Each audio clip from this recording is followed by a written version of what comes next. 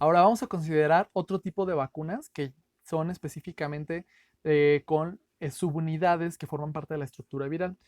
Sí, efectivamente, las vacunas con virus inactivados y las vacunas con virus atenuados son o representan la mayor proporción de vacunas o las estrategias que tenemos para desarrollo de vacunas más utilizadas. Sin embargo, como mencionábamos, estas pudieran llegar a presentar varios inconvenientes. Para solucionar o compensar algunos de estos inconvenientes, también existen estrategias alternativas como las que voy a mencionar en los siguientes videos que pudieran ayudar a resolver algunas de estas problemáticas. En el caso de las vacunas con subunidades proteicas nada más, lo que hacemos entonces es prácticamente desbaratar o disgregar la estructura del virus completo y, por ejemplo, nada más formularla con componentes proteicos virales, por ejemplo, proteínas que se encuentran en la membrana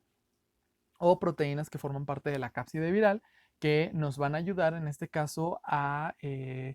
pues evitar el riesgo como tal de que yo estoy inoculando, por ejemplo, una partícula viral completa, que en el caso de las vacunas inactivadas mencionamos, si no se logra la inactivación de manera efectiva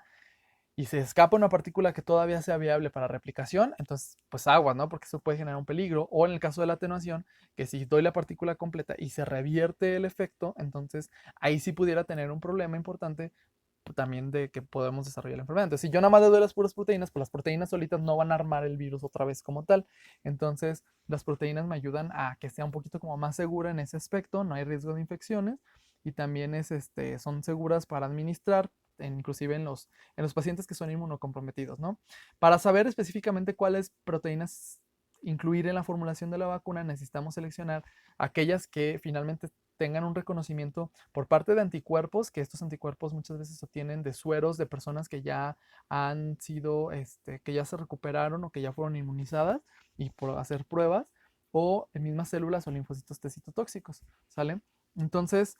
aquí las proteínas virales pues tienen que ser, el punto importante es que sepamos que sean reconocidas por los receptores de una gran cantidad de personas. Específicamente que afecte a un gran sector de la población, porque no tendría sentido. Recordemos que nuestros receptores antigénicos o los receptores que están expresados en los linfocitos T son muy diversos y se generan por mecanismos de recombinación genética que prácticamente son muy únicos. Y eso pudiera llegar a ocasionar que a lo mejor en una persona sí le funcione, pero ¿de qué me sirve una sola persona si no me va a proteger a los cientos o miles de personas que habitan en una región, ¿no? Entonces hay que buscar una combinación o un péptido que sí funcione para varias personas, dado que pudiera llegar a ocasionarme el reconocimiento en sus receptores, ¿no? Que tengan mucha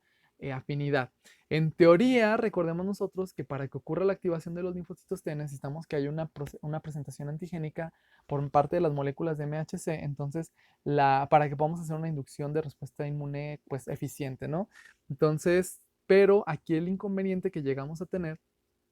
es que esto, bueno, teóricamente, insisto, hablo teóricamente, porque ofrecería una alternativa segura, insisto, pues si yo diseño péptidos sintéticos que a lo mejor pues sepa específicamente la combinación, pues ya no hay riesgo de que se modifique, que se altere, que se revierta y que no pueda entonces haber ciertas contaminaciones como tal, ¿no? Pero aquí el punto, el pequeño inconveniente que llegamos a tener nosotros es que, pues para que le atinemos a esa combinación o las probabilidades para que realmente nosotros tengamos un péptido de origen viral o que obviamente reconozca, forme parte de la estructura como tal y que se embone o que tenga una buena afinidad con las mismas moléculas de MHC o con los mismos TCRs, está en chino. O sea, es muy complicado porque acuérdense que las proteínas sufren un procesamiento meramente aleatorio y que pues eso es lo que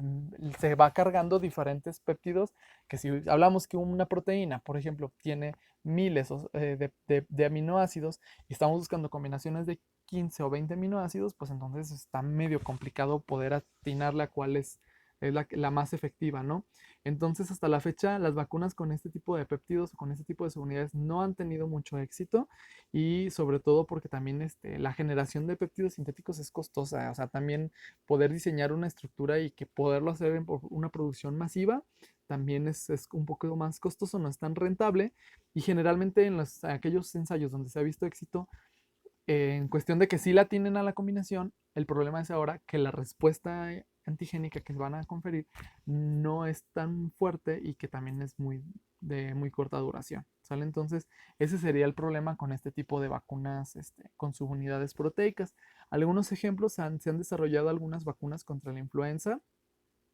que también van vía inyectada, pero pues, finalmente tenemos otras alternativas, como las mencionadas. Y aquí, por ejemplo, en el caso de las vacunas para bacterias, aquí sí me voy a hacer un pequeño paréntesis, como las vacunas con algunos toxoides. Los toxoides son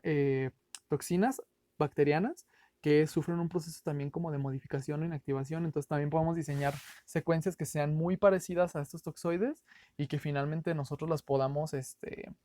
mezclar, en este caso en una sola formulación, para que cuando nosotros, en este caso, se estimule la producción de anticuerpos neutralizantes, y si nosotros impedimos la infección bacteriana y la bacteria empieza a producir diferentes toxinas, entonces puede haber ya anticuerpos neutralizantes, porque en el caso de las bacterias, algunas endotoxinas son precisamente los factores de patogenicidad, ¿sale? Entonces, eso podría ser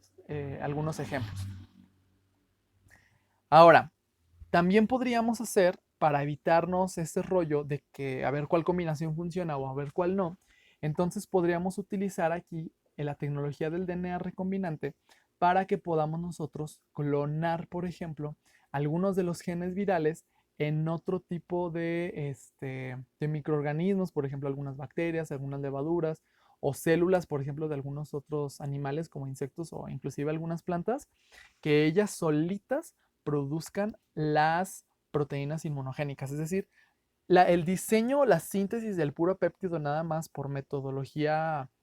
pues como una síntesis química, por así decirlo, es costosa y es complicada. Pero si nosotros aprovechamos esta tecnología, formamos un vector, ese vector lo introducimos en otro tipo de células que finalmente lo utilicemos como una especie de bioreactor o una maquinita de producción de proteínas que haga lo que yo le diga, como lo suelen hacer, por ejemplo, las compañías que desarrollan fármacos biotecnológicos. Entonces, esto me puede o me ayuda a que los costos disminuyan y a que yo tenga una manera de poder entonces estar generando proteínas con esta misma capacidad inmunogénica a gran escala, ¿sale? Entonces, aquí lo único que requerimos es una secuencia o una porción del genoma viral, no todo el genoma completo, no las proteínas. Por lo tanto, estamos evitando el riesgo de que haya contaminaciones con los virus completos y por ende pues son mucho más seguras. Las proteínas, la síntesis es mucho más económica y además, pues lo único que hay que considerar, pues es que tenemos controles, pues que nos permiten evaluar mejor la calidad y la purificación de este tipo de proteínas. Entonces, desafortunadamente, muchas de las proteínas que se generan mediante este tipo de mecanismos de producción, pues son mucho más, más no son tan exitosas porque no suelen pasar muchas de las pruebas de respuesta inmunológica, la respuesta es muy leve y además de que rara vez estimulan la presencia de anticuerpos, por ejemplo, a nivel de las mucosas, ¿sale? Entonces, por ejemplo, se intentó desarrollar, la única de estas es una vacuna de influenza también tetravalente que se ha logrado obtener con éxito, pero pues es el único caso. En el caso de las partículas, o sea, tenemos otra segunda estrategia con subunidades que serían las virus-like particles, que son partículas semejantes a los virus. Aquí la diferencia que vamos a tener es que estamos nosotros en la formulación, estamos incluyendo proteínas de la cápside viral, pero todas las proteínas completas. Entonces lo que va a pasar en este caso es que recordemos cuando vimos la estructura de las proteínas, de la estructura proteica y de la cápside, que las proteínas pueden autoensamblarse por sí solas, por las mismas interacciones que tienen entre sí. Entonces esto nos va a generar como una especie de esqueleto o de molde donde prácticamente tengamos la carcasa del virus, pero en el interior no haya nada, no haya material genético. Y eso nos va a permitir que por lo tanto el virus o la partícula viral vacía no tenga la capacidad de replicarse, lo cual asegura también su seguridad, ¿no? Entonces, y finalmente se mantienen las estructuras tridimensionales que nos van a permitir el reconocimiento de algunos epítopes conformacionales que cuando yo dé las puras proteínas así peladitas y en la boca, como en el caso de las otras anteriores, pues no hay el riesgo de que entonces cuando esté la proteína completa no se reconozca el epítope conformacional o tridimensional en su forma nativa, ¿sale? Entonces esa es la ventaja de este tipo de partículas o virus-like particles. Entonces, aquí el punto es más que nada que además no necesitamos una inactivación con agentes químicos porque pues, están vacías, están inertes, ¿sí? Entonces, ejemplos de este tipo de vacunas con virus-like particles sí han sido muy, muy buenas. Por ejemplo, para hepatitis B, la vacuna que existe es de este tipo. Y por ejemplo, la vacuna para papilomavirus, VPH. Sí, existen en el mercado tres tipos de vacunas para VPH, que es la vacuna bivalente, que protege para los subtipos 16 y 18, que son los de alto riesgo. Ya luego vamos a ver VPH. Las tetravalentes, que son para 4 subtipos de virus, y las nonavalentes, que es como la que confiere mayor protección. Entonces, estas vacunas actualmente existen en el mercado y que se han visto también, pues, aparentemente buenos resultados, pero todavía no vamos a saber muy bien el efecto de las vacunas, sobre todo en estas dos enfermedades, porque los efectos, pues, más graves o más letales los observaríamos a largo plazo, 20, 30, 40 años. Entonces, pero aparentemente pudiera ser que sí son resultados muy prometedores en este tipo de vacunas.